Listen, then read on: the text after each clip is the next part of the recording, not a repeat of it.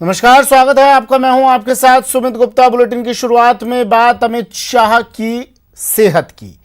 केंद्रीय मंत्री अमित शाह बिल्कुल ठीक हैं, चुस्त दुरुस्त हैं और ये बात उन्होंने खुद ट्वीट कर कही है। अमित शाह की सेहत पर अफवाह को लेकर अब बड़ी कार्रवाई भी की गई है। आपको बता दें कि शाह की सेहत को लेकर अफवाह का मामला सामने आया था, जिसके बाद गुजरात पुलिस ने बड़ी कार्रवाई की है। शाह की सेहत पर अफवाह मामले में बड़ी कार्रवाई। गुजरात से अब तक 4 लोगों की गिरफ्तारी की गई है। 2 लोग भावनगर और 2 अहमदाबाद से गिरफ्तार किए गए हैं। अमित शाह की सेहत को लेकर इन पर अफवाह फैलाने का आरोप है। अमित शाह ने पत्र लिखकर अफवाह को गलत ठहराया था। उन्होंने कहा था, मैं पूरी तरह से स्वस्थ और ठीक हूं, अफवाहों पर ध्यान ना दें। और उसके बाद ये कार्रवाई।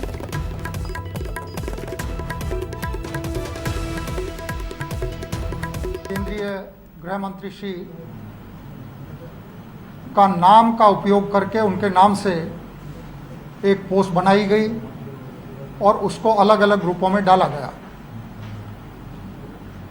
इस पोस्ट को पब्लिश करने में, इसको आगे बढ़ाने में जिन लोगों की भूमिका सामने आई है उनके नाम इस तरह से हैं। एक हैं फिरोज़ खान जाफ़र खान पठान अहमदाबाद से, सरफराज अब्दुल मजीद मेमन अहमदाबाद से, तीसरे हैं सज्जाद अली बच्चू भाई नयानी भावनगर से, और सिराज हुसैन मोहम्मद अली विरानी, ये भी भावनगर से हैं। अब ये किस ऐप का यूज़ करके किस तरह से इन लोगों ने ये पोस्ट को आगे बढ़ाया है, रीट्वीट किया है, किसकी क्या क्या भूमिका रही है, इसके बारे में जो अहमदाबाद शहर क्राइम ब्रांच में एक ऑफेंस रजिस्टर किया गया है, उसकी इन्वेस्टिगेशन के दरमियान ये सभी चीज़ें और तथ्य बाहर आएंगे। केंद्रीय गृह मंत्री अमित शाह ने सोशल मीडिया में अपनी खराब सेहत को लेकर जारी अटकलबाजियों पर विराम लगाते हुए साफ किया कि वो पूरी तरह से स्वस्थ हैं। उन्होंने कहा कि मुझे कोई बीमारी नहीं है, मैं सुबह से लेकर देर रात तक अपने काम में व्यस्त रहता हूं। उन्होंने ये भी कहा कि मेरी मौत की दुआ मांगने वाले लोगों का भी धन्यवाद है। शाह ने अपने पत्र में लिखा है, ट्वीट कर उन्होंने लिखा कि हिंदू मान्यताओं के मुताबिक ऐसा मानना है कि इस तरह की अफवाह स्वास्थ्य को और मजबूत करती है। इसलिए मैं ऐसे सभी लोगों से आशा करता हूं कि वो व्यर्थ की बातें छोड़कर मुझे मेरा कार्य करने देंगे और स्वयं भी अपना काम करेंगे।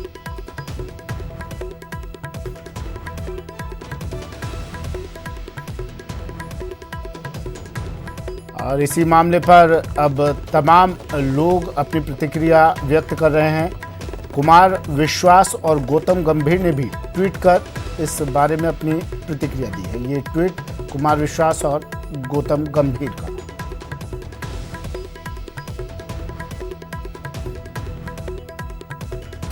अमित शाह पूरी तरह से स्वस्थ हैं, ये बात खुद अमित शाह ने ट्वीट कर जानकारी दी।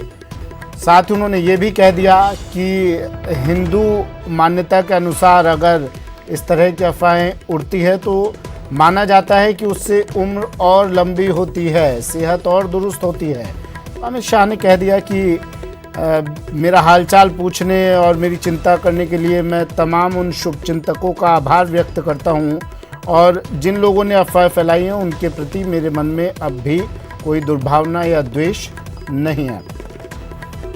शैलेंद्र वांगू हमारे नेशनल एडिटर हमारे साथ फोनलाइन पर जुड़ गए हैं। साथ ही सहयोगी नवीन अहमदाबाद से हमारे साथ फोनलाइन पर जुड़ गए हैं। सबसे पहले शैलेंद्र, मैं आपके पास आ रहा हूं।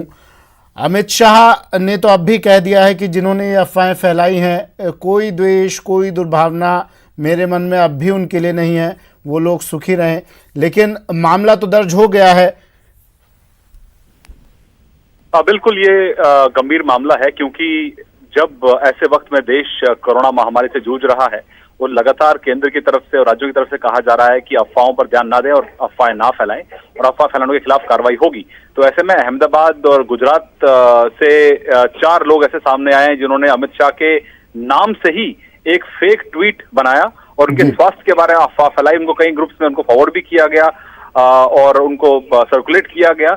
एक बड़े पैमाने पे इसको प्रोजेक्ट किया गया। तो कहीं ना कहीं अमित शाह को लेके जो पिछले कुछ दिनों से चर्चा चल रही थी, इनके स्वास्थ्य को लेके जो अफवाहें चल रही थी, तो उसमें इस पूरे मामले को देखते हुए गुजरात पुलिस ने कार्रवाई की है। हालांकि अमित शाह ने उसके बाद एक ट्वीट के जरिए साफ कर दिया है कि वो उनका स्वास्थ्य बिल्कुल ठीक है, उनको वो स्वस्थ है और वो अपना काम कर रहे हैं। हालांकि उन्होंने ये भी कहा है कि वो अफवाहों पे ध्यान नहीं दे रहे थे शुरुआत में, क्योंकि वो महामारी से जूझते हुए लगातार बतौर गृह मंत्री वो काम में व्यस्त थे, अपने देर रात तक वो बिजी रहते थे।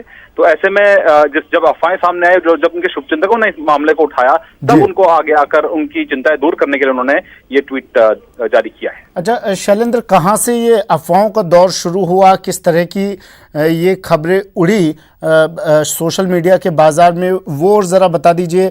और अमित शाह भी अब 3-4 दिन बाद उन्होंने जवाब दिया, गृह मंत्री ने। देखिए, ऐसा नहीं है कि गृह मंत्री जो है वो एक्टिव नहीं रहे हैं। हमने कल भी देखा है कि उनकी मुलाकात देश में जो भी अर्धसैनिक बल हैं उनकी डीजी से उनकी कल मुलाकात हुई थी। उन्होंने अर्धसैनिक बलों में जो बढ़ते कोरोना मामले हैं उसको लेकर चिंता जताई थी। कल ही उनकी ये बैठक हुई थी। इसके अलावा उन्होंने आज ममता बनर्जी को भी चिट्ठी लिखी है जो फंसे मजदूर है वहां पर। तो ऐसे मामलों को लेकर लगातार गृह मंत्री संपर्क में रहे हैं। वो बतौर गृह मंत्री अपना काम पूरा कर रहे हैं। लेकिन अफवाह की शुरुआत वहां से हुई जब अहमदाबाद और गुजरात से एक ट्वीट सामने आया, जहां पर गृह मंत्री का अकाउंट के जैसे दिखाई देने वाला ट्वीट, उसमें कहा गया था कि उनका स्वास्थ्य खराब है और ये अफवाह फैलाने की कोशिश की गई गुजरात से। इसके संबंध में 4 लोगों को गिरफ्तार भी किया गया है, 2 अहमदाबाद से, 2 भावनगर से। और वहीं इस सिलसिले में जब ये ट्वीट सामने आया, उसके बाद कई तरह की चर्चाएं, कई तरह की अफवाहें और से बाजार गर्म हो गया और कई तरह की बातें की जा रही थी उसमें। लेकिन इस सब पर विराम लगाते हुए गृह मंत्री ने आज खुद साफ कर दिया है कि उनका स्वास्थ्य बिल्कुल ठीक है और वो अब चाहते हैं 4 लोगों को हिरासत में लिया गया है, 2 अहमदाबाद और 2 भावनगर। अहमदाबाद से सहयोगी नवीन हमारे साथ जुड़े हुए हैं। नवीन, कौन लोग हैं ये? देखिए, इस वक्त पर सरकार भी अपील कर रही है बार बार कि अफवाहें ना फैलाएं और अफवाहों पर ध्यान ना दें, लेकिन इस वक्त पर ऐसी अफवाह फैलाना, कौन है ये लोग?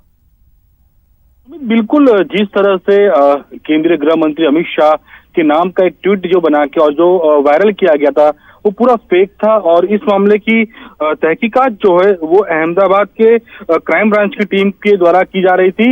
अहमदाबाद के special police commissioner Ajay Tomar, जो क्राइम ब्रांच का पूरा जिनके अंडर में आता है, उन्होंने बाकायदा प्रेस करके और ये इंफॉर्मेशन दी है कि अमित शाह के नाम पे जिन लोगों ने ये फेक प्रोफाइल बना के और उनकी तबीयत खराब है और इस तरह का जो पूरा मामला है, उनको लेके 4 लोगों को उन लोगों ने डिटेन कर लिया है। जिनमें से 2 जो लोग हैं भावनगर के, जिनके नाम फिरोज पठान और सरफराज मेमन करके है, जबकि अहमदाबाद के जो 2 लोग हैं वो सजाद अली, दूसरा जो है वो बच्चू भाई नायानी। ऐसे कुल 4 लोग हैं जिन्हें अहमदाबाद क्राइम ब्रांच ने डिटेन कर लिया है, जिनकी पूछताछ जो है वो जारी है। इसके अलावा और भी जो लोग इसके अंदर शामिल होंगे फेक जो आईडी बनाने को लेके, उन सभी को पकड़ा जाएगा, ऐसा खुद स्पेशल सीपी जो अजय तोमर है क्राइम ब्रांच, उनका कहना है। हालांकि अभी तो जो है 4 लोगों को हिरासत में ले लिया गया है और उनके खिलाफ में गिरफ्तारी का जो कार्रवाई वो की जा रही है। और इसके अलावा और कौन कौन है उसके लिए भी अहमदाबाद साइबर क्राइम ब्रांच की टीम है वो काम कर रही है। सुमित जी, चलिए, शुक्रिया नवीन तमाम जानकारी के लिए। नवीन मेरे सहयोगी अहमदाबाद से हमारे साथ जुड़े। शैलेंद्र, आपका भी शुक्रिया तमाम जानकारी के लिए। शैलेंद्र वांगू हमारे नेशनल एडिटर दिल्ली से हमारे साथ जुड़े। अमित शाह को लेकर एक ट्वीट आया था, फेक ट्वीट था वो, और उस ट्वीट को लेकर अमित शाह ने कह दिया है कि मैं बिल्कुल ठीक हूं, चुस्त दुरुस्त हूं, चिंता की कोई बात नहीं है। वहीं इस मामले पर बीजेपी के राष्ट्रीय प्रवक्ता शहनवाज हुसैन ने कहा है कि गृह मंत्री अमित शाह कोरोना को हराने को लेकर दिन रात काम कर रहे हैं, लेकिन कुछ लोग उनकी सेहत को लेकर अफवाह फैला रहे हैं। ये दुर्भाग्यपूर्ण है, देश की जनता माफ नहीं करेगी। गृह मंत्रालय सारे मुख्यमंत्रियों से तालमेल करके कोरोना वायरस की लड़ाई को एक मजबूती से लड़ रहा है और उसके मंत्री के तौर पर अमित शाह जी एक मजबूत लड़ाई लड़ रहे हैं। लेकिन कुछ लोग हैं जो अमित शाह जी ने जब से धारा 370 हटाई, जब से राष्ट्रवाद के पथ को आगे बढ़ाया है, तो कुछ लोग उनके खिलाफ साजिश करते रहते हैं। और ऐसे लोगों ने इस तरह की साजिशन अफवाह फैलाई है, झूठ फैलाया। जब देख रहे हैं कि रोज प्रधानमंत्री के साथ बैठक में अमित शाह जी रोज काम कर रहे हैं। बढ़ते अगली खबर की ओर। खबर गुजरात से। गुजरात के कच्छ में हिंसक झड़प हुई है और इस झड़प में 5 लोगों की हत्या कर दी गई। 5 लोगों की मौत, 5 लोगों की हत्या। हिंसक झड़प में आपसी रंजिश में मारपीट हुई। कच्छ के हमीरपुर में हिंसक झड़प, 2 गुटों में ये झगड़ा हुआ और 5 लोगों की हत्या। धारदार हथियारों से एक दूसरे पर हमला किया गया। मौके पर ही 4 लोगों की हत्या कर दी गई, जबकि एक शख्स ने अस्पताल में दम तोड़ दिया। जानकारी ऐसी भी है कि झड़प के दौरान फायरिंग भी हुई। पुलिस ने 5 लोगों की हत्या का मामला दर्ज कर लिया है और जांच शुरू कर दी है।